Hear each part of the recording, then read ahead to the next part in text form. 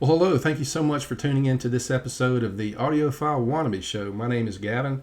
I'm your host, and we do like to remind our viewers that whereas beauty is in the eye of the beholder, so too is sound in the ear of the listener. And that's because at the end of the day, when it comes to enjoying music and listening to music, it really is all about what you enjoy.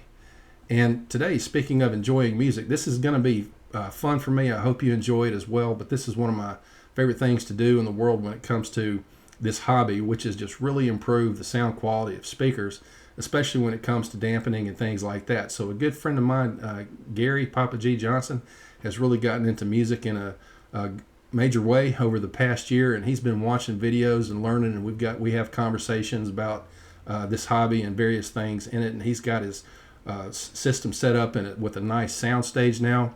And a couple months ago, we got to talking about speaker dampening, and especially with his subwoofer.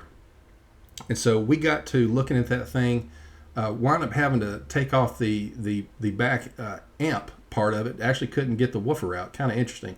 This is a 12-inch Monoprice 150 watt subwoofer, and when we got done with this subwoofer, just doing the simple dampening tricks that we did to it, it basically turned what originally was just a little over $100 of a subwoofer into something that sounds like it's coming from a much higher tier quality. So the sound was amazing, but it is a Monoprice sub.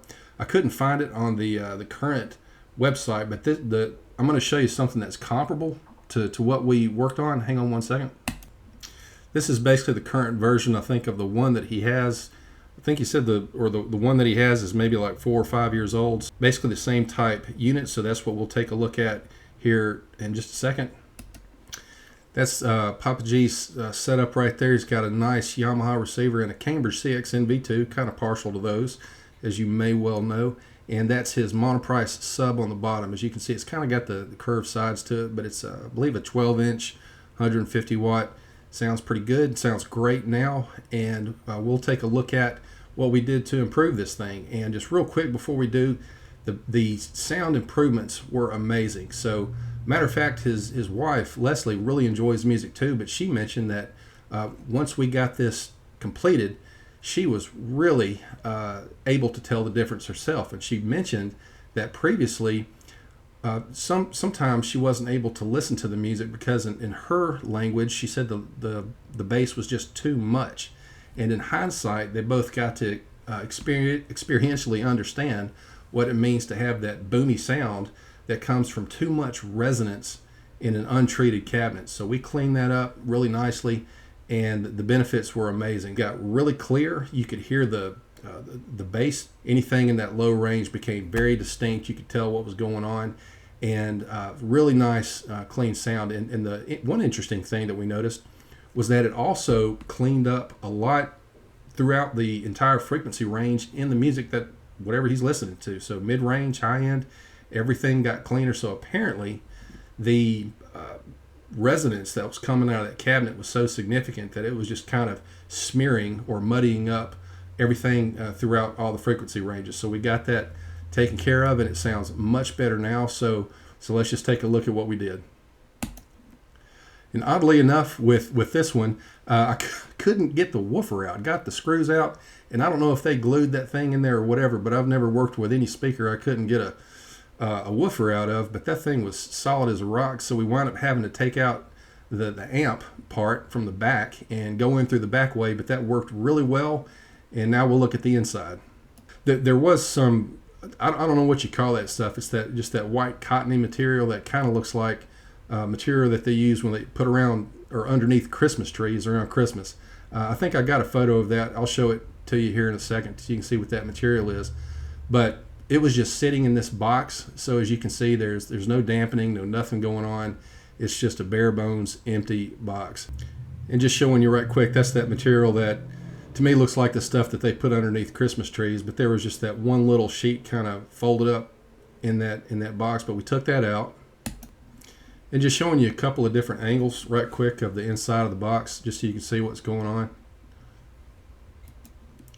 Just another angle so you can see what's happening there. It's the port is got that wooden tube on the end of it where it is connected to the cabinet, and then it has some kind of a little plastic ring around it, which was actually pretty sturdy. I was kind of impressed with how it was secured. And then one last photo of it before we got to doing anything, just so you can see kind of how that sidewall is a little curved. So kind of interesting how they did that. Don't know if that provides any sonic difference that's discernible to the ears or not, but it looks really neat. Very much like the look of it. Okay, and now we're starting to dampen this puppy. So you can see here, just going to go ahead and show you that the aluminum seal tape, you may have heard me talk about that before. If not, this is just some aluminum seal tape that has a butyl lining on it that you can get from Home Depot or Lowe's. It's got some weight, some mass to it. It's very sticky and can help absorb vibration from the inside of a cabinet. And just as an option to that kind of thing, I watched a video by, I think Donnie Mulligan is his name. He's got some really neat videos of some DIY builds that he's done. I think it was a set of CSS Crichtons, if I'm getting that right. I apologize if I'm not, but it was a floor standing model.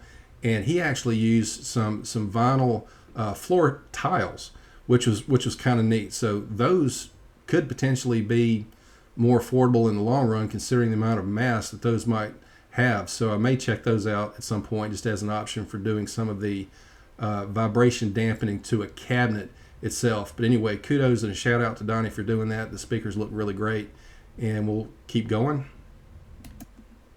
Just another angle here from the dampening with or vibration dampening to the cabinet itself with that seal tape. Last picture from this modification, and as you can see, I also put 2 layers on the legs of the woofer baskets, just to help absorb vibration coming from the woofer itself.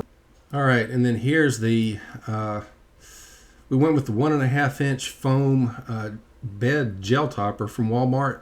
This is the stuff I like to typically use. It's really good when it comes to sound absorption and knocking out resonance in a cabinet. So we're absorbing some vibrations in the cabinet with the vinyl seal tape, or the butyl seal tape, and then starting to really absorb that resonance in the cabinet just with this right here. And the best way that I've found to secure that type of foam to the inside of a cabinet is just to get some 3M spray adhesive. You can find that just about any hardware store, Walmart or wherever, but the 3M spray adhesive works wonders. You just spray it onto the back of the foam, and then spray it onto the cabinet itself. Give it about 20 to 30 seconds and sticks very well.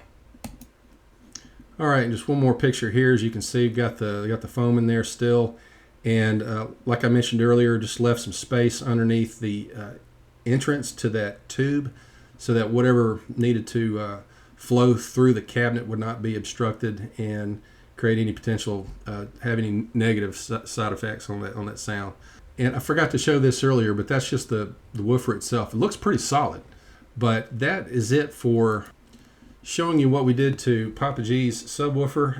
The bass is very clean throughout. The refinement and the clarity and everything all across the board, even through the mid-range and high frequencies, improved. And that's about it for this video. Just wanted to share that improvement and let you know how much Papa G and his wife really enjoyed the benefits that just dampening that subwoofer brought to their listening enjoyment. So I really appreciate them sharing this with me and letting me share this with you guys. So I hope that may inspire some of you to do the same.